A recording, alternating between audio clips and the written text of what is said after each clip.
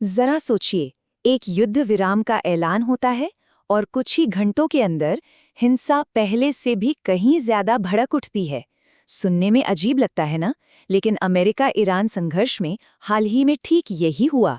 तो सवाल ये है कि एक उम्मीद भरा ठहराव एक बड़े संकट में कैसे बदल गया।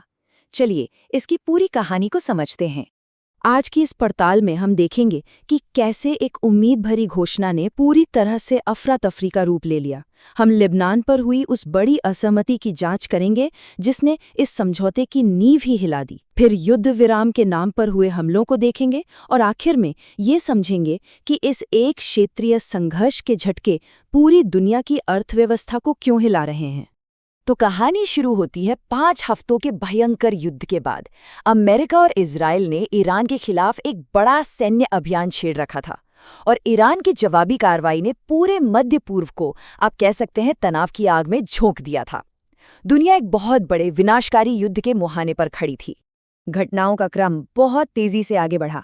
28 फरवरी को अमेरिका इजराइल का हमला हुआ। इसके जवाब में ईरान ने खाड़ी देशों पर हमले किए और फिर 21 मार्च को हॉर्मोज़ जलडमरूमध्य को बंद कर दिया। और इस एक कदम ने वैश्विक ऊर्जा बाजार में सचमुच खलबली मचा दी। फिर 7 अप्रैल को, जब तनाव अपने चरम पर था, पाकिस्तान की मध्यस्थता से 2 हफ्तों के युद्धविराम की घोषणा हुई और ऐसा लगा कि दुनिया ने राहत की सांस ली है। लेकिन ये राहत बहुत ही थोड़ी देर के लिए थी। इस समझौते में एक बहुत बड़ी एक बुनियादी खामी थी। एक ऐसी गलतफहमी जिसने इसे शुरू होने से पहले ही लगभग खत्म कर दिया। और वो खामी थी लेबनान। असल सवाल ये था कि क्या इस युद्ध विराम में लेबनान में चल रहा संघर्ष भी शामिल था या नहीं। और यहीं पर आकर आप देखिए पूरी बात उलझ जाती है। दोनों पक्षों की समझ में जमीन आसमान का अंतर था। अमेरिकी उपराष्ट्रपति जेडी वेंस ने तो साफ साफ कहा, हमें लगता है ईरानियों ने ये मान लिया था कि युद्ध विराम में लेबनान शामिल है, और ऐसा था नहीं। हमने वो वादा कभी किया ही नहीं। लेकिन वहीं दूसरी तरफ ईरान के 10 सूत्री प्रस्ताव में साफ लिखा था कि सभी मोर्चों पर युद्ध को रोकना होगा, जिसमें हिजबुल्लाह के खिलाफ लड़ाई भी शामिल थी। तो ये सिर्फ एक असहमति नहीं थी, ये एक इतनी गहरी खाई थी जो पूरे समझौते को ही निगल गई। और अगर कोई छोटा मोटा शक बाकी भी था, तो अमेरिका के सबसे अहम सहयोगी इजराइल ने उसे फौरन दूर कर दिया। युद्ध विराम के ऐलान के ठीक बाद प्रधानमंत्री नेतन्याहू के कार्यालय ने यह बयान जारी कर दिया, जिससे ये बिल्कुल शीशे की तरह साफ हो गया कि लेबनान में उनका सैन्य अभियान पूरी ताकत से जारी रहने वाला है। तो चलिए अब देखते हैं कि इस असहमति का ज़मीनी हकीकत पर क्या असर हुआ, क्योंकि जो कूटनीतिक बयान दिए जा रहे थे और ज़मीन पर जो हिंसा हो रही थी, उसके बीच का फासला बहुत बड़ा था। ये नंबर देखिए, 182। ये कोई मामूली आंकड़ा नहीं है।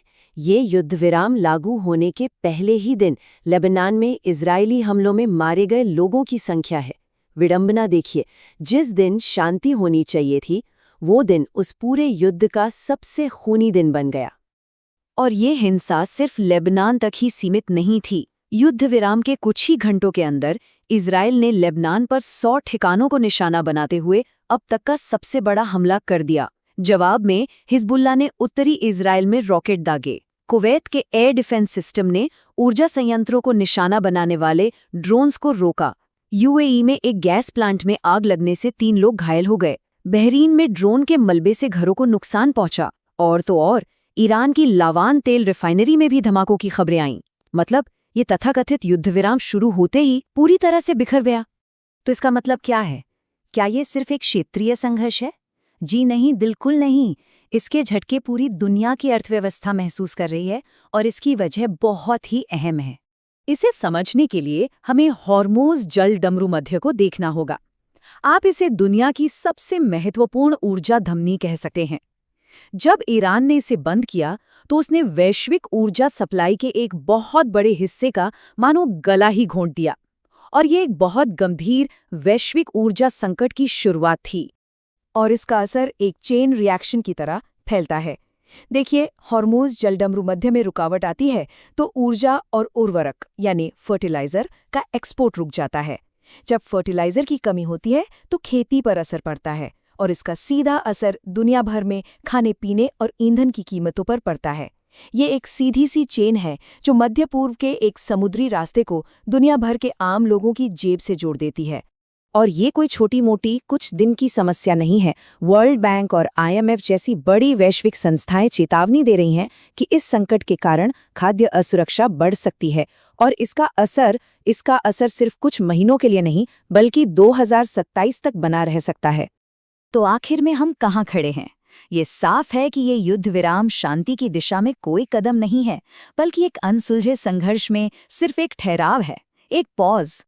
जिन मूल समस्याओं की वजह से ये युद्ध शुरू हुआ वो आज भी वैसी की वैसी ही हैं।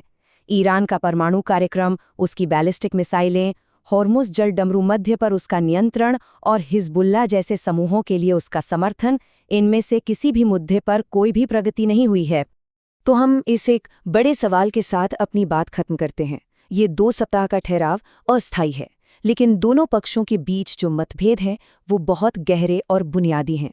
ये हमें सोचने पर मजबूर करता है कि जब ये 2 सप्ताह का समय समाप्त हो जाएगा तो क्या होगा? क्या डिप्लोमेसी यानी कूटनीति कोई रास्ता निकाल पाएगी, या हम एक और भी बड़े संघर्ष की ओर